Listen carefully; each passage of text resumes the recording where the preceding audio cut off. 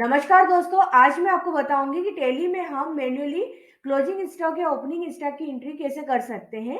इसके लिए पहले हम देखते हैं कि अभी सिस्टम में क्या है। जैसे कि हम ये profit and loss account open करते हैं, तो यहाँ पर आप देखेंगे तो आपको क्लोजिंग स्टॉक शो हो रहा होगा। तो ये क्लोजिंग स्टॉक हमको ये जो है ये टैली के द्वारा कैलकुलेट किया हुआ है। तो हम चाहते हैं कि नहीं हम हमारा मैन्युअली एंटर करें, तो इसके लिए आपको क्या करना होगा यहाँ पे कंपनी पर क्लिक करें। कंपनी के अंदर आपको फीचर्स पर क्लिक करना है या फिर डायरेक्ट आप F11 से भी आप यहाँ पर आ सकते हैं और यहाँ पर हम कंपनी सिलेक्ट कर लेते हैं। उसके बाद ये इन्वेंट्री के अंतर्गत आपको देखना है इंटीग्रेट अकाउंट्स विद इन्वेंट्री, यहाँ पर हमको नो करना है। अब यहाँ पर हम नो कर देंगे तो अब सिस्टम आपको ओपनिंग और क्लोजिंग स्टॉक नहीं बताएगा। यहाँ पर हमने नो किया।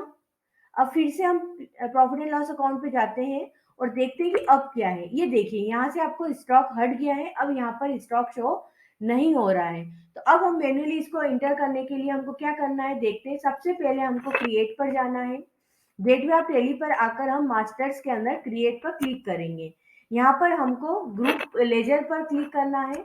अब हमको एक लेजर क्रिएट करना है, स्टॉक नाम देंगे उसको हम। उसके बाद ये किस ग्रुप में आएगा, स्टॉक इन हैंड। तो यहाँ पर stock in hand, under stock in hand open कर लेंगे। ये स्टॉक इन हैंड किस ग्रुप में है, करंट असेट्स में। अब उसके बाद हम यहाँ पर इसको सेव कर लेते हैं। ये अकाउंट हमने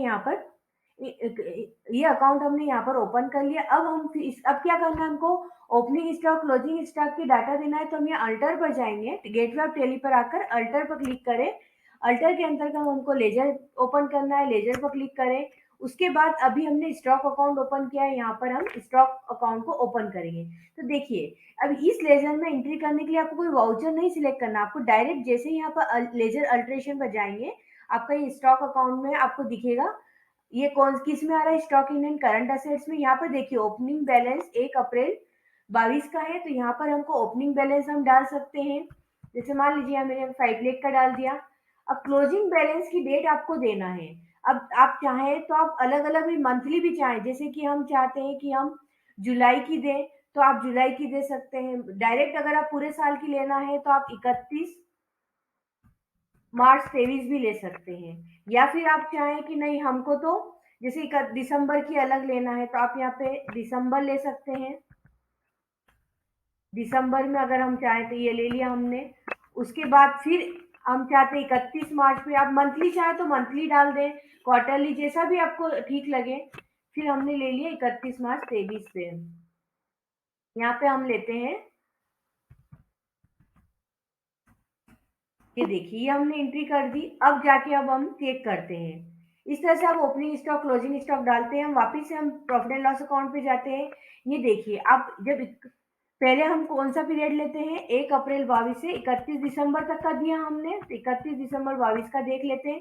तो यहाँ पे ओपनिंग स्टॉक भी आ गया आपका, क्लोजिंग स्टॉक भी आ गया है। अब हम उसका 31 मार्च की देख लेते हैं। ये देखिए 31 मार्च को जो स्टॉक हमने दिया था वो स्टॉक यहाँ पर आ गया है। तो इस तरह से आप क्या है, अगर चाहे तो मंथली जैसे भी जितनी भी डेट के लिए आप स्टॉक इंटर करना चाहें आप इंटर कर सकते हैं। इसका एक इफेक्ट तो हमने प्रॉफिट एंड लॉस अकाउंट में देख लिया। अब हम बैलेंस शीट में भी देख लेते हैं। बैलेंस शीट में जाते हैं। बैलेंस शीट के अंदर करंट असेट्स में ये देखिए क्लोजिंग स्टॉक आ चुका है। अब यहाँ पर हम पीरियड देते हैं 1 अप्रैल 22 से 31 मार्च 23 का। ये 31 मार्च 23 का क्लोजिंग स्टॉक यहाँ पर दिखने लग गया है। दोस्तों यदि आपने चैनल सब्सक्राइब नहीं किया है तो प्लीज इसको सब्सक्राइब कर दीजिए ताकि आपको रेगुलर अपडेट्स मिलते रहें। Thank you.